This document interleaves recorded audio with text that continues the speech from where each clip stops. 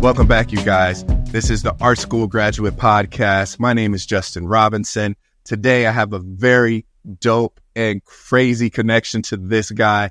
His name is Damon Webb. He is a voice actor, and you've probably never knew some of the things you've heard his voice on, because it took me a minute when I had to run the tape back on him and be like, that doesn't sound like him, but that is him. So I want to welcome you to my good friend, Damon Webb. Damon, how are you? Hey, I'm doing good. Thank you for having me. That's a wonderful compliment. I'll take that any day of the week. Yeah, man. Like, I'm telling you, some of the stuff you post, I was just like, that don't even sound like him at all. Like, it doesn't. So I'm just That's like, what we want. That's good stuff right there, man. That is good stuff. So let's just get into the meat of it, my brother. Why voice acting? Like, out of everything, like, how did voice acting come to Damon's radar? And it's just like, was it a particular moment, or was it like an influence? Like, what hit you and you're like, this is what I want to do? I would say that the biggest variable was probably a combination of work fatigue and a regular 9-to-5 and the pandemic. Ooh. And, at my age, starting over is not easy. I got 2 girls, I got a wife, the whole family dynamic. So I had to navigate getting through school. Thought I wanted to do something with audio production. Started recording people as a recording engineer, and started thinking to myself, I don't think I like this that much. Started thinking to myself, Not for me.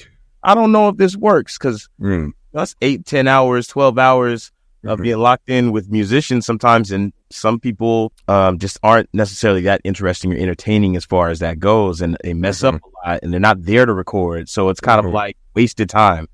And Right. I can't stand for right now is wasted time. So, make a long story longer, after I found that out, I had to go back to 9-to-5, couldn't do it, and said, okay, what else can I do?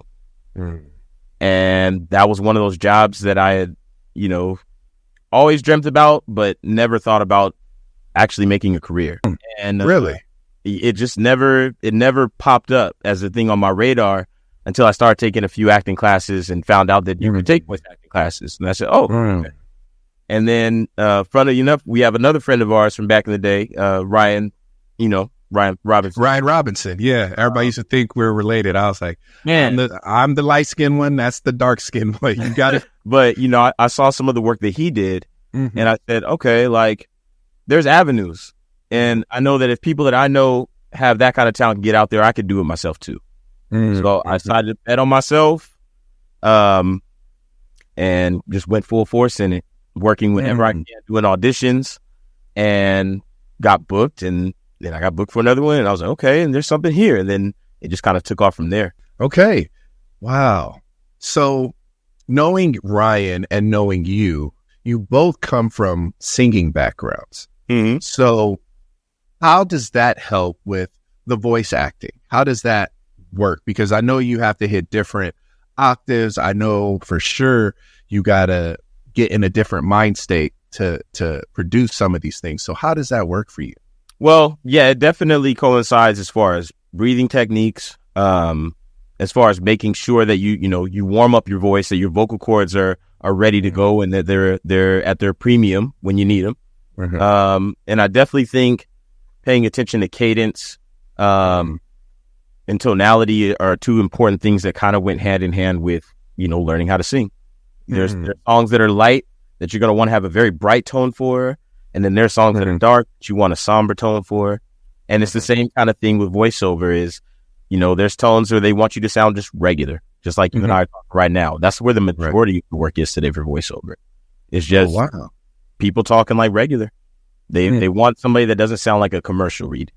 Got you. Yeah, because I think I was a little bit ignorant to it, because in my head, my initial thought for voiceover is like, Friday, 10 p.m. There's a Monster Truck Show.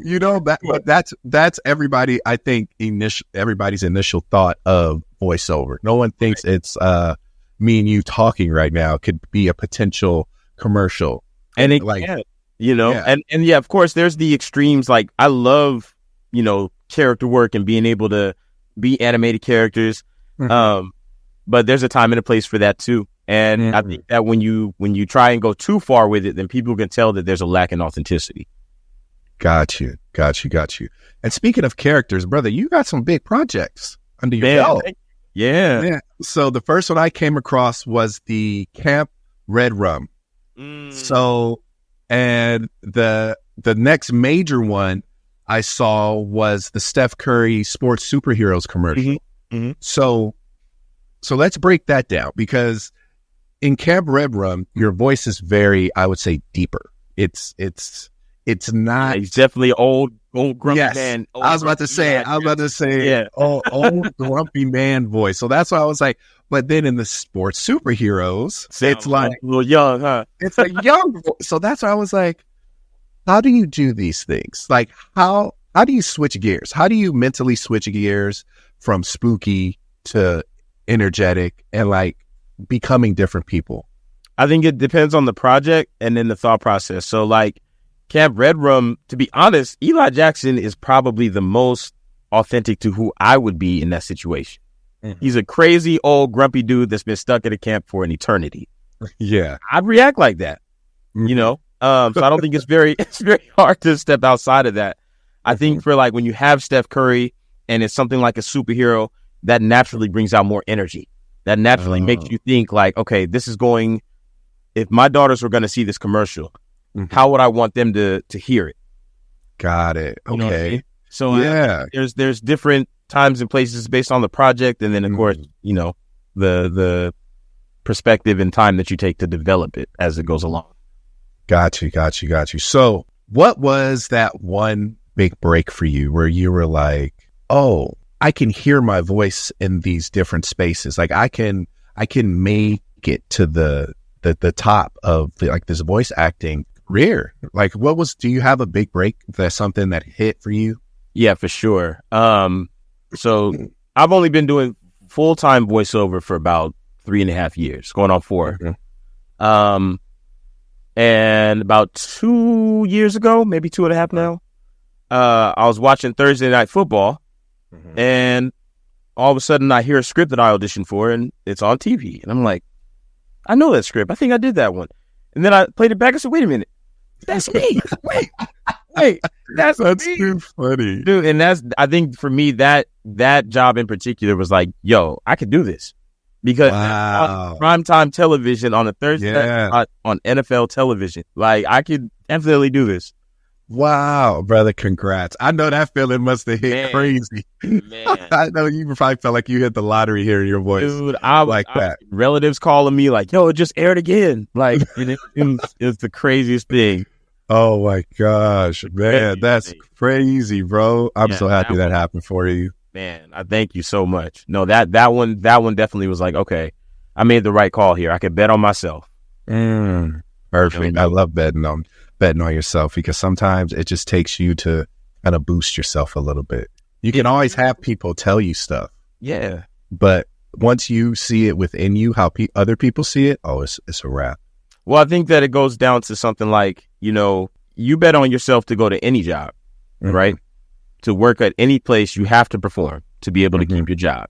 Right. So if you could make yourself get up, get dressed, make yourself be on time, and make millions of dollars for somebody else, you don't think you could do that for yourself? Preach.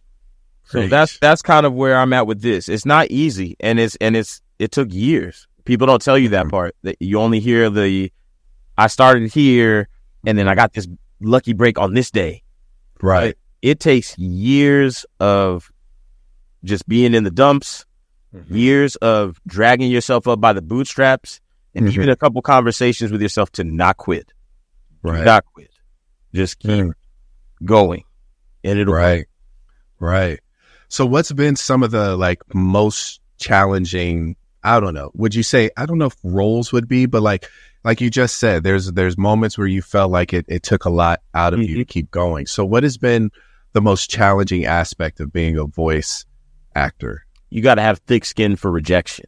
And lucky for me, I always grew up with girls rejecting me, so that was easy. You know what I'm saying? It was easy. So stupid. It was easy.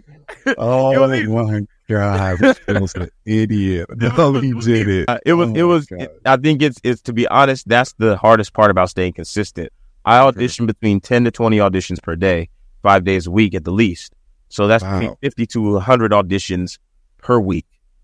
Wow. And, Wow. there's a lot of no's. There's a lot of nothing. You think you're doing something, and they'll put you on a short list, and then you never hear from them again. But you just got to keep going. Wow. Yeah.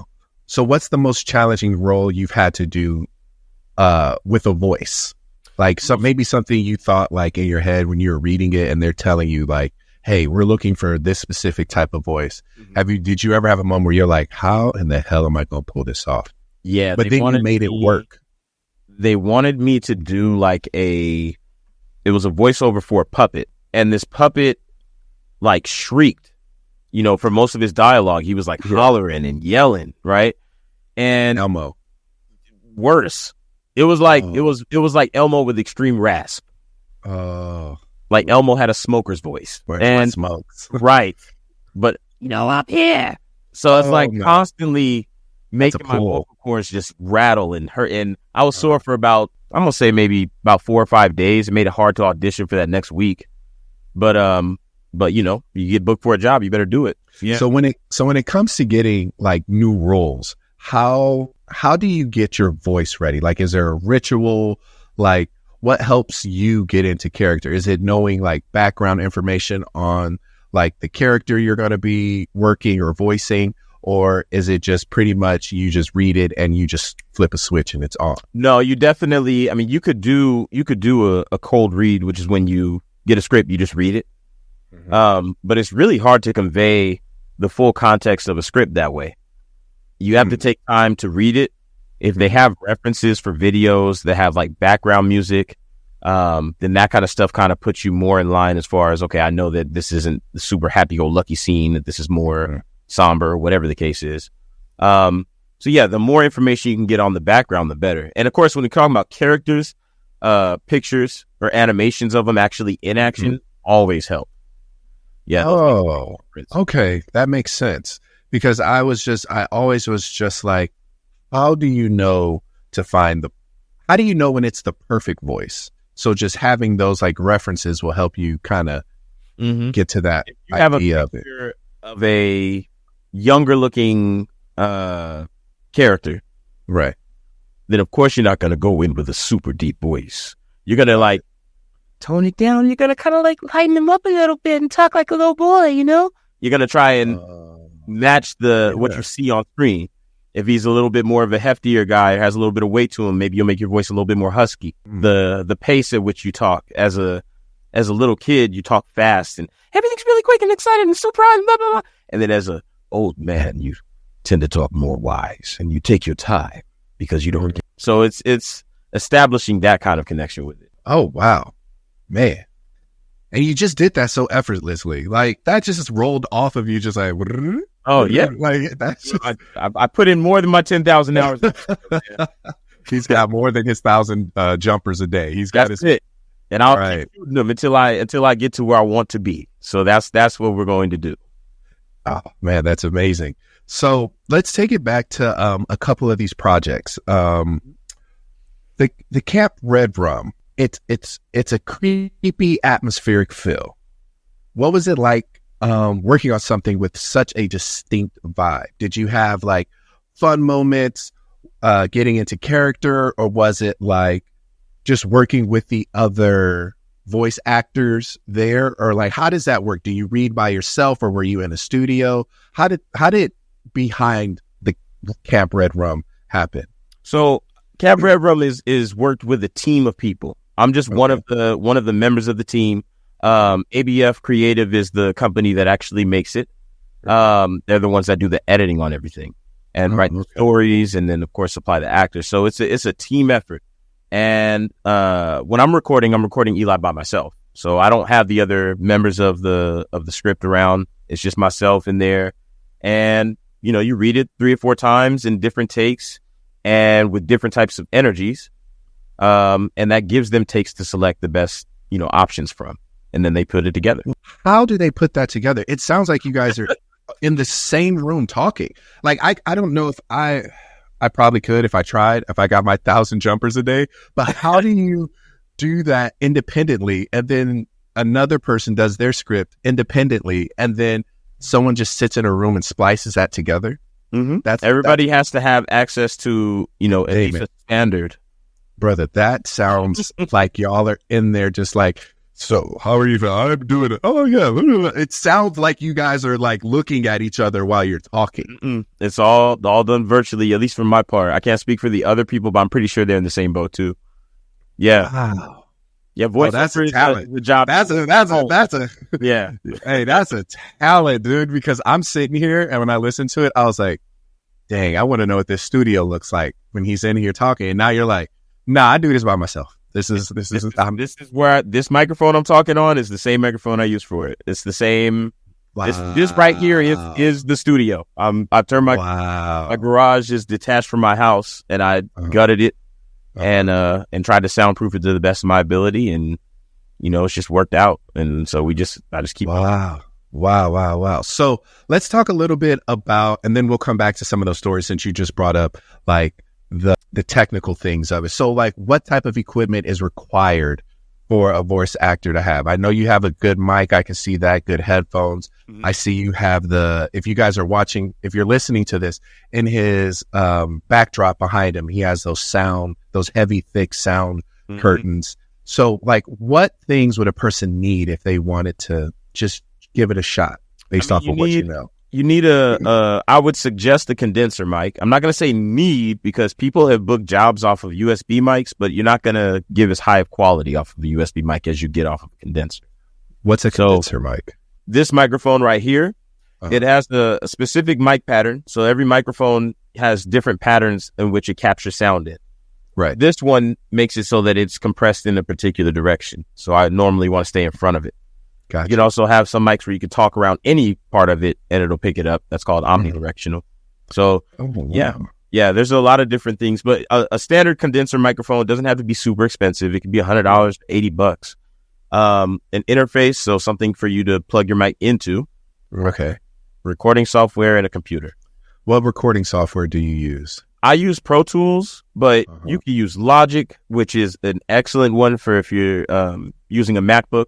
It's like a bigger, better version of GarageBand just for your computer. And it's $200. I think that's what it was. I don't know if it is still the same, but $200 and it's worth the investment. And that gives you pretty much everything you need to get started. So what's behind the curtains?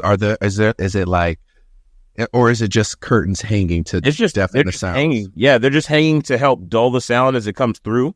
And normally I have like a little track around the ceiling. On the top there. Yeah. But on that track, I made a little shape over here to give me a booth. And then I put the blankets around in that booth. So it works. I mean, I've tested it with the gardeners outside and planes, trains, and automobiles, and I've been good to go. Wow. Yeah. Wow. Man, I know I'm looking at my mic. I think mine is a USB mic. It's a USB mics are good for podcasting for sure. Blue Yeti. Yeah, mine is a Blue Yeti. Yeah. Okay, that's cool. I just was curious about it because I was wondering why you had all the curtains up, and now it makes sense. Yeah, because if you don't have them, then you hear every car that's passing by and every dog that's barking and everything else that's outside. So is sound interference like a big issue for some voice people? For sure. Yeah, you want to make sure that you have some type of isolation if you can. It doesn't have to be something crazy. It could be a closet. It could it could be a closet. I mean, some people old school it, put stuff over their head, but if you can do something like the tracks on the ceiling, then that's the easiest, probably most cheapest way to go. And it works wonders. Wow. I can tell because I'm like, now that I'm looking at your setup visually and I'm playing back the things I've heard, I'm like, he recorded this in there. Yep. It sounds professional. It sounds thank you. Very professional. Thank you. I'm telling you the honest to God truth. And I know editors do their little magic over the top, but I feel like hearing you now versus what I heard for many of the other things, I listen to a lot of stuff on headphones. Yeah, like I rarely listen. Right. Yeah. I listen to a lot more stuff on headphones so I can hear it better. But man, that's dope, man. Like this is really cool. Seeing it's made. And you piece it together one piece at a time, kind of like a toolbox. You know, got it. Get your mic here 1 week, and then you save up $100 to $200, get your interface, and you know, save up a little bit here, get you a laptop, and you just piece it together over the years. Yeah. Take care of your equipment. Oh, always. Yeah. Always. No drinks around the studio. I think that goes for anybody. I didn't catch a body and he's not even here. I said out strays. Anybody can get it. Kid. Yeah. Oh, man. So let's get back to these projects real quick. So the Steph Curry one. Mm-hmm. Like, first off, how did that come your way? And like, how did you tap into that, like that energy? Like, that's a very young energy. And I'm like, how did he tap into that? How did you pull that? So audition wise, you know, I use a site. Shout out to Voices. Voices.com is the site that I use. If you're getting started in voiceover, highly recommend it. They have a lot of resources to help you get started. It's worth the investment. But that's where I found the audition at. And then as far as the energy goes, I started thinking about stuff that we would watch growing up. Like commercials that we would see, I guess back in the day. I'm trying to not date us, but you know, I don't know if they have comic book commercials, but if they had a comic book commercial, something like that, or a video game commercial, or the old like Hot Wheels commercials, you know, Hot Wheels XLX, blah, blah, blah, blah, you know, real high energy. And then, just kind of put it together based off of that. I thought that it would work well as far as the context, and, you know, they did a great job putting it together. So I know this may sound dumb, but does Steph get to pick two based off of hearing I you don't guys? know. I have no idea. I know sometimes it's a team of people. They select a committee, and then that committee discusses amongst themselves before picking you. Sometimes it's the actual person themselves. Okay. Being that this is his first thing, I don't know. Maybe he was sent a copy. He was like, yeah, cool. You know, or maybe he wasn't. Maybe he wasn't at all. It could have been just a representative or something. I see what you mean. Okay. I just think it's dope, bro, that your name is attached to something. Me solo, too. like, you know. Man, I was not expecting to get that one, but I got it. So I was like, let's do it. That's so good. So the other one that caught my ear, dude, Funny My Way. The podcast. Yeah. What was it like being such, like, what was that like? Being part of such a, like, hard-hitting comedy trailblazers? Man, like, I didn't even know who all was attached to that when I did it, right? Wow. I didn't know the full-on production behind it because I was just contacted by somebody that was, you know, filling spots for the casting for it. And then after it came out, when I saw that it was hosted by JB Smoove and all that kind of stuff, I was like, dang, I need to go back and redo my lines now. Like, I you know what I mean? I think it turned out well. Yeah. But, you know what I mean? Knowing that you're in that kind of presence with those kind of people, as far as like a project being done, that boosted my confidence immediately. I was like, yo, this is awesome. Dude, because they're like deep dives into like iconic Black comedians. And like a lot of them we know. Some I think I only didn't know one person. Right. I think it was just one person I didn't know, but everybody else, I was like, wow. And I, honest to God, Damon, I couldn't tell you who you were. I couldn't tell your voice on when you were reading it. When I heard, I started just listening to it. I was like, is that him? I was like, that sounds like a Black man. It might be. I don't know. I was like, but I just was listening, and I was like, dang, like that's crazy. I was lucky enough to be selected to play Red Fox. Okay. Yeah. So how was it tapping into that? That was me. It was surreal because there were times where I was focusing more on the scratchy part and then more on like, you know, his delivery. And I mean, that dude was just such a genius with timing and the way that he told stories, and everything that he had written or that they had written for that show, I guess, was kind of based off of like a biography of his. And I mean, I didn't know that much about him as far as like his background before he blew up, and to hear those stories was just crazy. To hear someone come from that and to be the name that he became is just insane. Wow, man. That would have been dope if he was still around. You could have met him, and then that would have been nuts. Could you imagine, dude? That would have been nuts, man. So just to be able to honor his legacy in regards to that, and to keep people knowing who he was, what he stood for, what he did, you know, I mean, hell, I'll take that any day of the week. Yeah. So as we progress through like this story of you, and we're running into like some of these things now that is just very evident, which is like, what is your take on AI and people going that route of it? Because it's like AI can do a million voices, but like, how do you feel about that? Like, what's your, I just want to know your opinion on those things. I feel like AI could eventually develop enough to become an issue. But the biggest thing about AI is like we were talking about earlier, the authenticity of it. I mean, you could tell when you're talking to another human versus a computer or machine. It's just something about the interaction that is quicker, faster, more variable in response in different ways than would be if you just had an algorithm that planned it. Right. So will it put things in danger? Possibly, but I don't think they would want to go that route because I think that the trends are starting to go the opposite, just being more casual. Why do you think the trends are going more casual? What about that made you say that? Like, what are you noticing? I think that when you're talking to the younger generation, you know, Gen Z and now Gen Alpha, you know, they're not just super high energy like that to me. They don't seem to be through the roof like that. They definitely seem to kind of have a good head on their shoulders, at least starting off. They kind of want to change the world in different ways that we haven't seen before. And I think that they like to be talked to.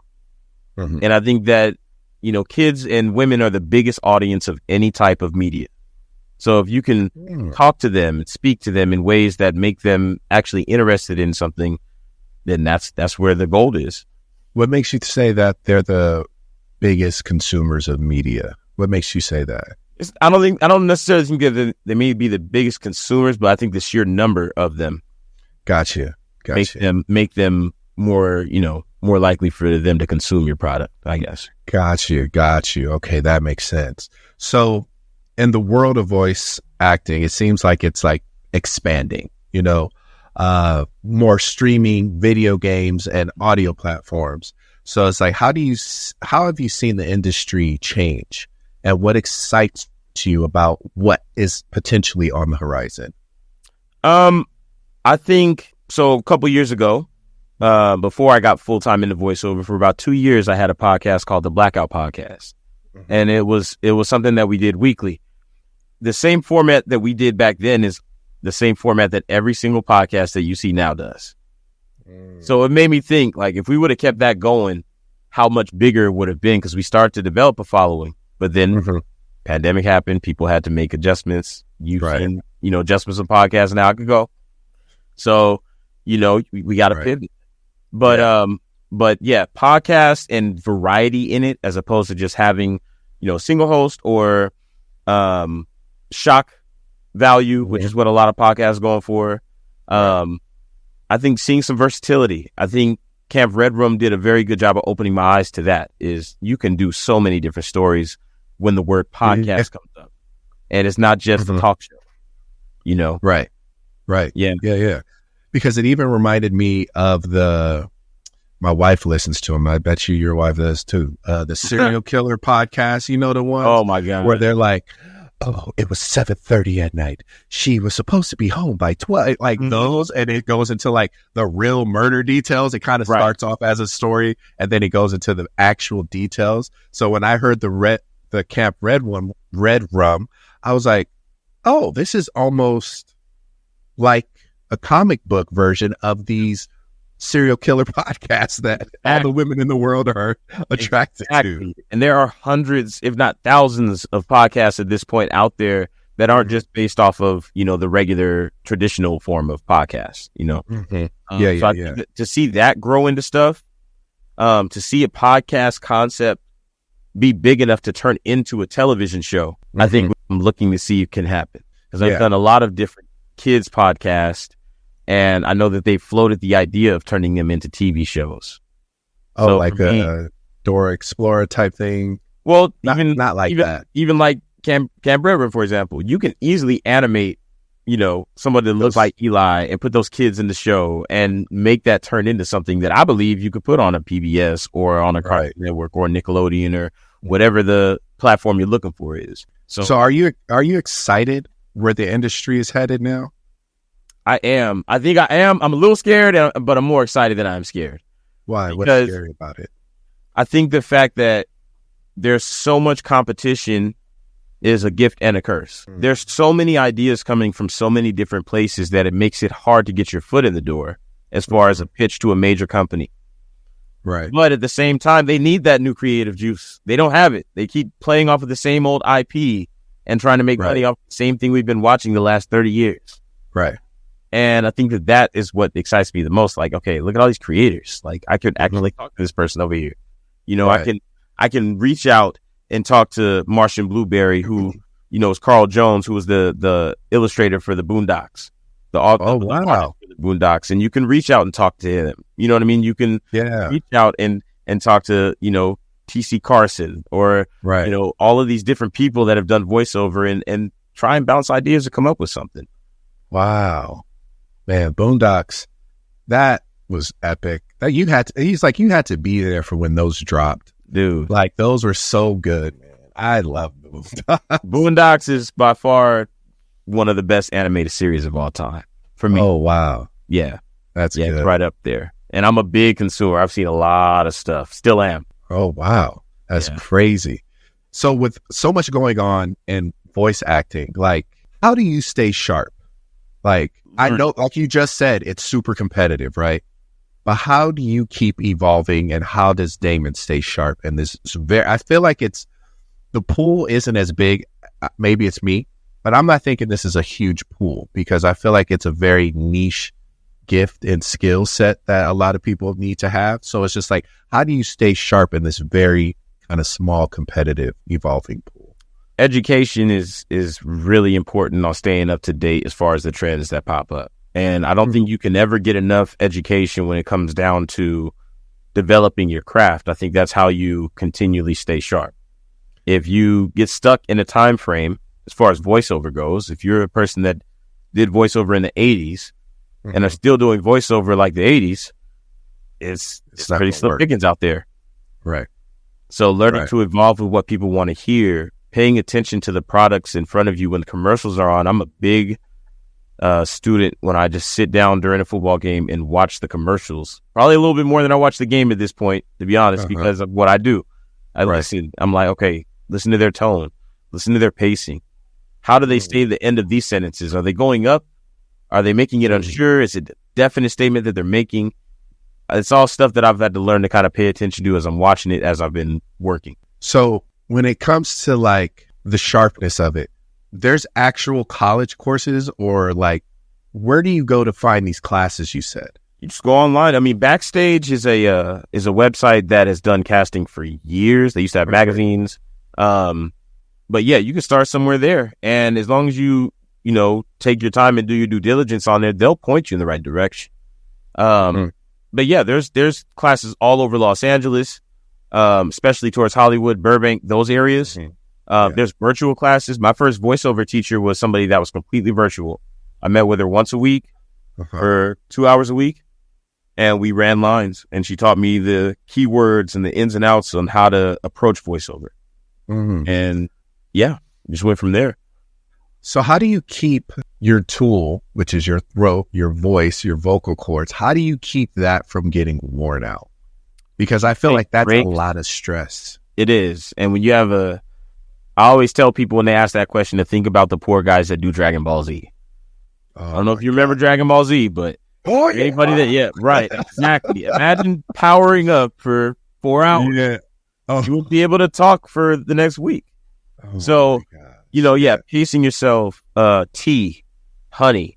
My kids look at me crazy because I'll go in and get a spoonful of honey and just down it, and they're like, ew. And it's like, I got to do it. Actually, it does work. It helps a lot. The older I get, I'm like, oh, these old people wasn't tripping about honey. Honey and lemon. Thought they was on something crazy, but they was onto something. You know what I mean? Right. That's the reason. Right.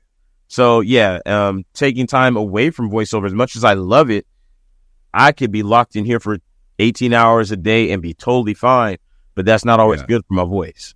So taking a break, getting some air, going and trying to get a workout in, or, going and just doing something outside of it, also clearing your head. Yeah. Yeah. Those are all the ways that I aim to take care of it.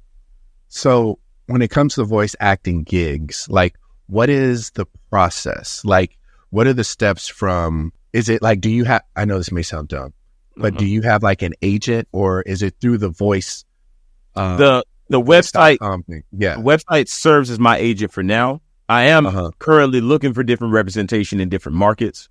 So that's on my next activity that I'm working on currently, is looking for agents for animation, looking for agents for commercial work, looking for agents for social media.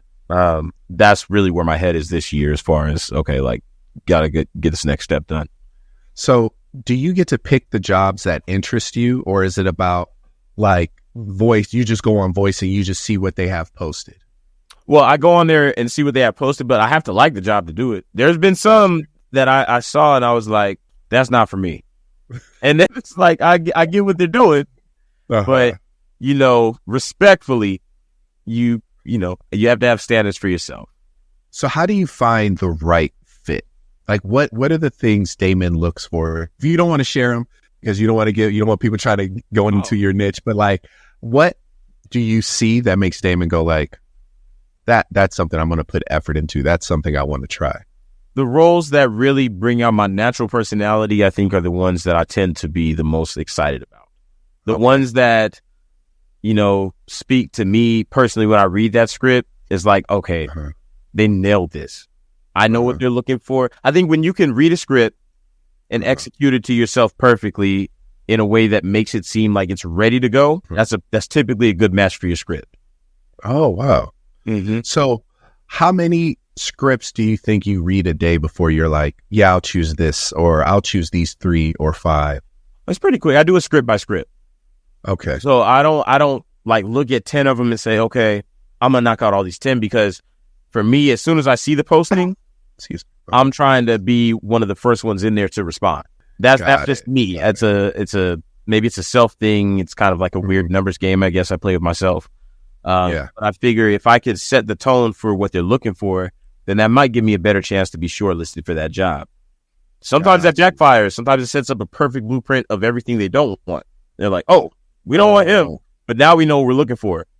Got it. Yeah. So in this journey of like coming into the voice app and you're choosing like the right one, how quick is that turnover when you submit something to them actually being like, okay, here's your contract, this is what it pays, let's get started? How like what is the process? It varies. It really does. I've had jobs where I've been booked in the same day, turned it back into them the same day they approved it, and then they release funds. And then I've had jobs where it has taken months and they're just like, I don't know. And it's kind of just everybody sit around, you know, just dragging their feet. That's it. But, you know, I call those rainy day jobs, because when those come in handy, boy, they be coming in handy. You may not see them immediately. That's fine. You just keep working. And then you know what happens? Yeah. You book 2 or 3, and then that one comes in at the same time as those. And now you're really good. Gotcha. Yeah. So would you say the compensation for a voiceover actor, it's very good, or is it based off of your hustle to book as many as you can? Both. You don't start out making a whole bunch of money in voiceover. You start out doing voiceover because you love what you do and you feel like you could turn it into something more. But I'll put it like this. The guys that created South Park, their worth is over $400 million. The guy that created Family Guy and American Dad, his worth is over $300 million. The cast members of The Simpsons, each one of them clear $84 million through the course of their careers. Yeah, it can make money. Wow. Yeah, it really can. It really can. Yeah. So in this whole process of voice acting, how do you put your little DNA into it? Outside of it being from your voice, how do you sneak in a piece of your personality?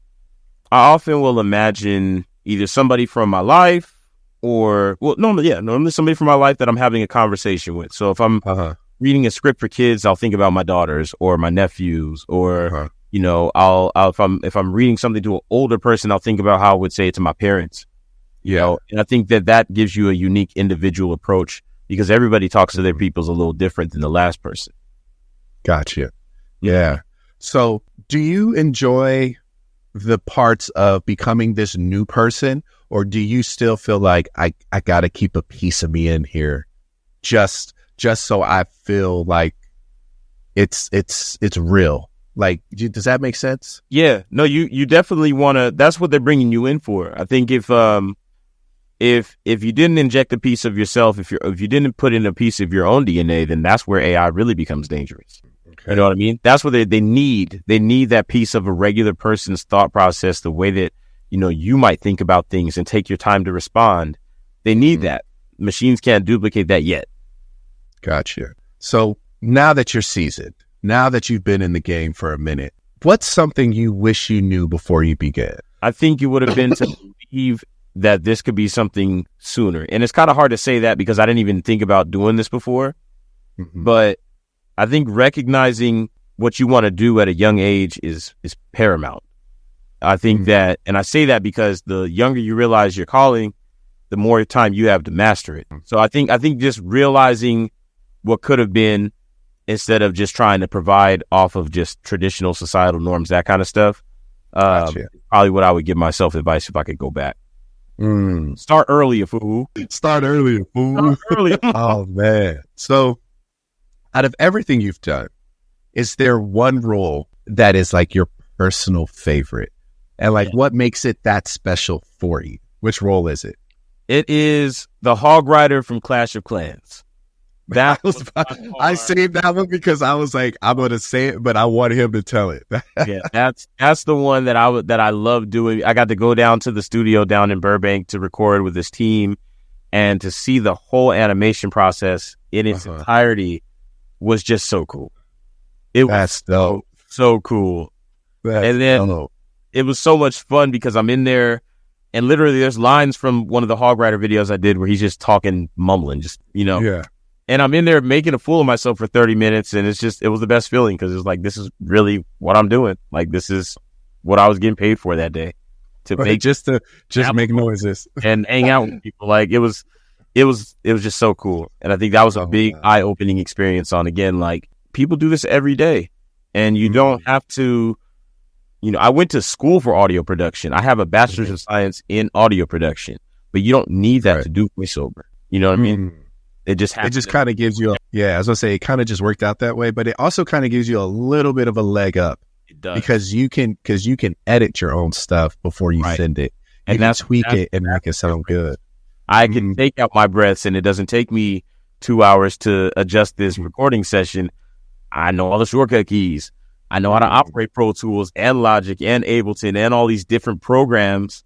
And I know how to make sound isolate. You know what I mean? So for me, it does give me a leg up, but I wish more people would open up the curtain, like you're saying, a little bit on it, because there's competition in every job. I'm not afraid of other competition.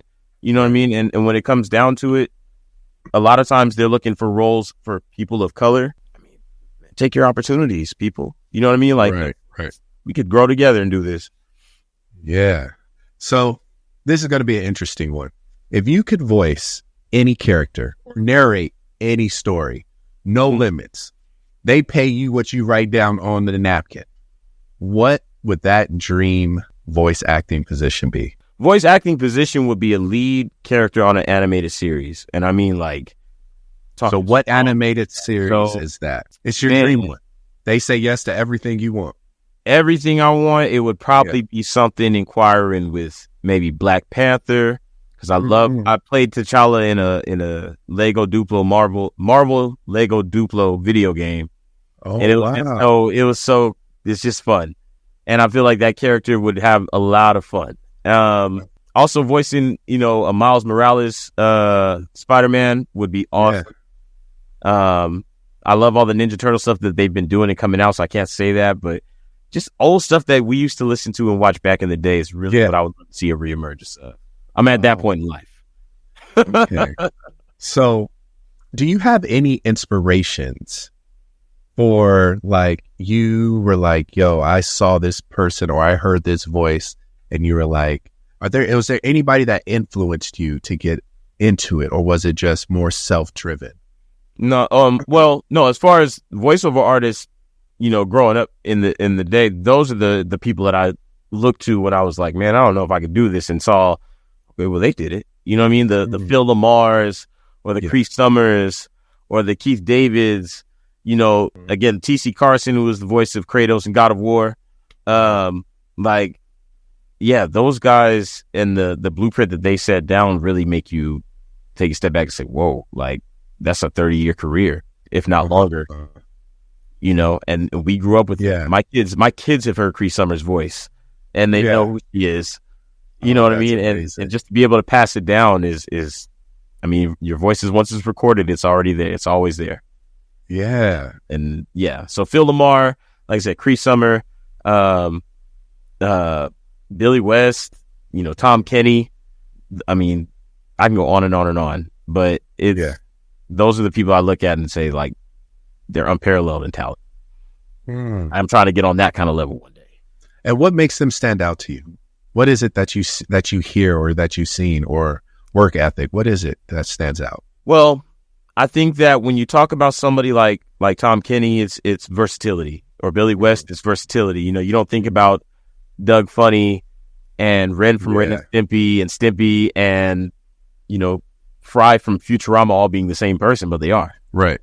You know? And Cree Summer is just, her voice is so distinct that no matter what she's playing, you're going to listen because you've heard that voice. It feels like home. It's so comfortable. Yeah. You know what I mean? It's they all have these amazing qualities. The richness of Keith Davis' voice is just so regal. Even rest in peace to James Earl Jones, but, you know, it's so regal, and you can't duplicate that. That's amazing. Well, speaking of regal, man, I want to congratulate you. I saw you post it.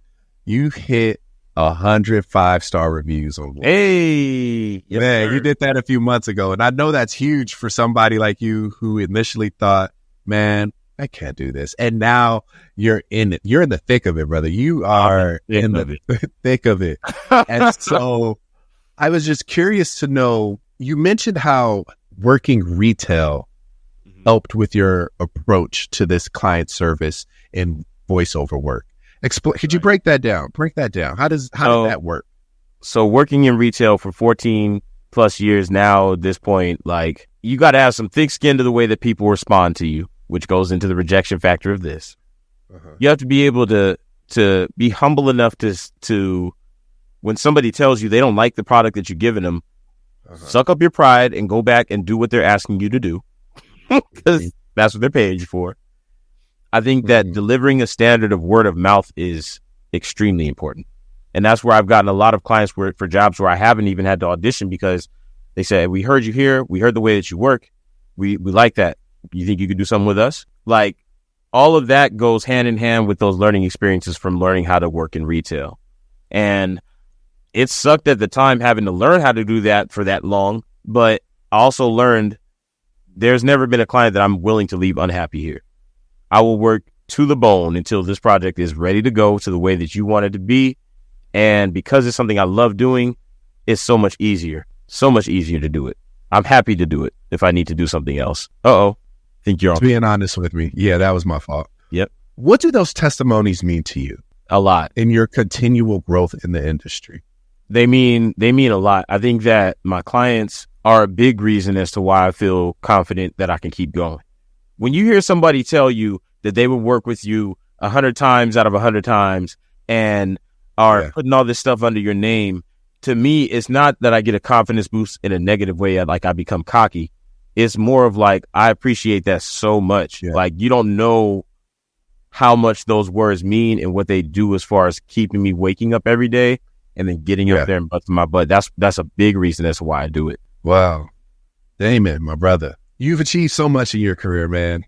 Hey, from voicing diverse projects to working with like just super incredible people. When you look back on this journey one day, just curious, man, how do you hope to be remembered? Because this is like hearing you speak about the voice actors that heavily influenced you. How do you want people to hear Damon Webb's voice and be remembered? In the same way that they've remembered our fallen voiceover actors and our present ones. I want to be immortalized as somebody that loved to do voiceover and that really everybody knows gave every single ounce to it. I mean, outside of that, the most important thing, of course, is being the best father I could be, being the best husband I could be. All of that goes first. But behind that, that's what I want my mark to be on the world is. This guy was an amazing voice artist. He can never be duplicated. And he left his stamp here in a very special way. And that's what I want. I want to be known as the voiceover guy for sure. In animation. Voiceover guy in animation. Okay. Well, Damon, where can the people hear your stuff, or if you got any other projects dropping?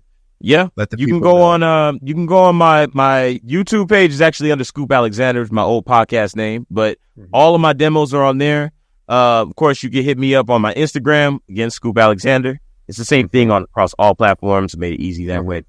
And of course, send me a message. You can email me. I have all my links on all of my stuff, LinkedIn, whatever you use.